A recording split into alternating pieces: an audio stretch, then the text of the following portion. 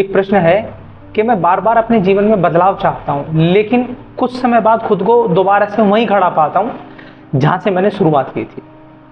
असल में यदि हम इस प्रश्न का निरीक्षण करें तो हम पाएंगे जो बार बार जो शब्द इस्तेमाल हो रहा है वो इसीलिए हो रहा है क्योंकि हम पहले कभी ट्राई किए हैं, फिर दोबारा से गिरे हैं, फिर दोबारा से गिरे हैं और अगेन ये वाली चीज़ रिपीट होती रही है। लेकिन वास्तव में यदि हम देखें तो हम पाएंगे कि चाहना और वास्तव में चाहना दोनों अलग बातें होती हैं। एक तो हमने केवल चाह लिया कि मैं अमुक व्यक्ति की तरह बनना चाहता हूँ या फिर अमुक लक्ष्य को मैं हासिल करना चाहता हूँ, लेकिन उसको चाह लेने मात्र से लक्ष्य हासिल नहीं हो जाता। ये वैसे ही है जैसे एक बीज सोच ले कि मैं वृक्ष बनूंगा, मेरे ऊपर बहुत सारे फल आएंगे, बहुत सारे फूल आएंगे जो पूरे पृथ्वी भर को सुगंधित करेंगे और अनेकों बीज आएंगे जिनके द्वारा हरा भरा ये संसार होगा।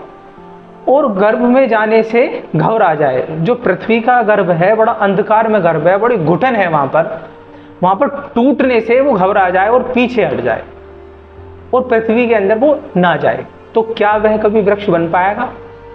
सिंपल सा जवाब है नहीं। वैसे ही हमें, यदि हम केवल सोच रहे हैं और अपने आप को कंफर्ट जोन से बाहर नहीं लेकर आ रहे हैं तो फिर हम चीज़ों को अचीव कभी नहीं कर पाएंगे। देखो, हम काफ़ी बार सपने सजाते हैं कि हम अब कल से क्या करेंगे, टाइम वेस्ट नहीं करेंगे, मोबाइल नहीं चलाएंगे, लेकिन कल जब शाम हो जाती है तो हम क्या चीज़ पाते हैं? एक रिग्रेट पाते हैं और सोचते हैं कि चल कल से हम चीज़ों को ठीक करेंगे। तो फिर चीज़ें वहाँ से क्या है, डिस्टर्ब होनी शुरू हो जाती हैं। जैसे ही आपने अपने मन को एक आलम्बन दिया, मन क्या काम करता है, वो आराम में रहना चाहता है।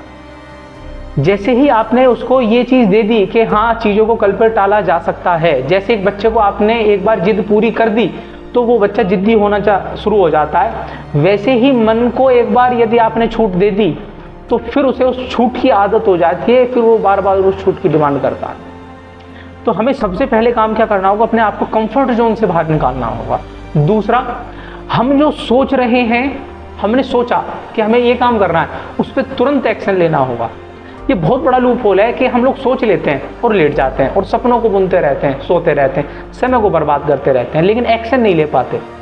एक्शन ना लेने की वजह से हम खुद को वहीं का वहीं खड़ा पाते हैं।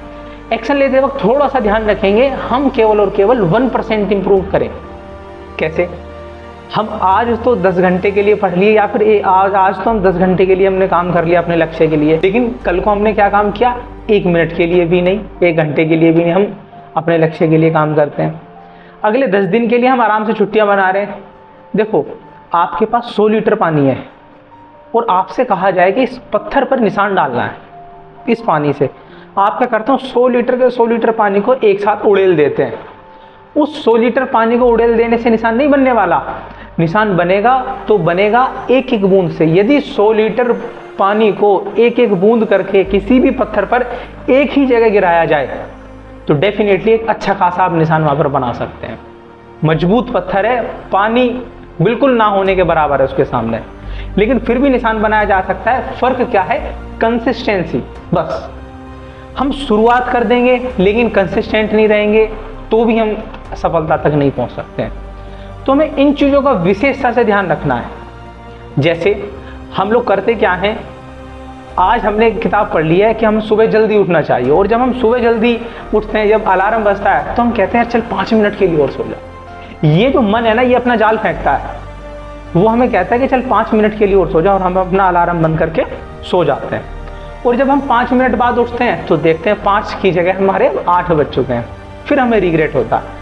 मन आपको बार बार हराएगा। मन क्या काम कर रहा है, वो चीज़ों को सफल नहीं होने देगा, लेकिन हम उसके जाल में फंस जाते हैं, उसकी बुरी आदतों में फंस जाते हैं। हम किसी बुरी आदत को छोड़ना चाहते हैं, हम सोचते हैं चल आज और कर लें। जैसे मान लीजिए आपको बीड़ी, सिगरेट, कुछ भी गलत काम करने की आदत है तो आज और कर ले। बस वो जो आज है ना, वही आज ही हो रहा है वास्तव में। फिर कहते हैं चल कल से छोड़ दें, और कल कभी नहीं आता। आचार्य रजनीश कहते हैं ना कि जब भी आता है आज ही आता है, कल कभी नहीं आता। और हमेशा ध्यान रखना महात्मा बुद्ध के उन वचनों को। महात्मा बुद्ध ने कहा था कि जैसे एक हवा मजबूत चट्टान को हिला नहीं सकती, वैसे ही प्रशंसा और आलोचना एक कंसिस्टेंट रहने वाले साधक को हिला नहीं सकती, ना ही उसके मन को विचलित कर सकती है। समझ रहे हैं? एक व्यक्ति की हम प्रशंसा करते हैं तो वो थोड़ी देर में बड़ा खुश हो जाता है, आलोचना करते दुखी हो जाता है। तो महात्मा बुद्ध कह रहे हैं जैसे एक हवा चट्टान को नहीं हिला सकती, वैसे ये दोनों चीजें कंसिस्टेंट रहने वाले साधक को, जो पूरी शिद्दत से लगा हुआ है, उसको डगमगा नहीं सकती। तो यदि हम सफल होना चाहते हैं ना, तो सबसे पहले कुछ चीजों का ध्यान रखेंगे, कंसिस्टेंट रहेंगे और 1% इंप्रूवमेंट लेंगे, बस, ज्यादा नहीं। ज्यादा के चक्कर में आज ज्यादा हो जाता है, कल जीरो हो जाता है, तो हम 1% लेंगे। दूसरा, कंफर्ट जोन से बाहर निकलेंगे और एक्शन बिल्कुल आज ही लेंगे, कल पर नई चीजों को छोड़ेंगे। आप देखेंगे छोटी छोटी सी चीजों से बदलाव होता है, एक एक बूंद पानी से पूरा घड़ा भर सकता है। तो जीवन है हमारा, क्यों नहीं चेंज हो सकता, आसानी से चेंज हो सकता है। जरूरत है कंसिस्टेंट रहने की। और लास्ट में सिर्फ और सिर्फ एक ही बात कहूंगा, आप अनंत हैं, आप में वो सब होने की संभावना है जो आप सोचते हैं। जैसे एक बीज पूरे इस विश्व को दोबारा से हरा भरा कर सकता है, वैसे ही आप में भी अनंत संभावना है। ध्यान रखें। Thank you so much.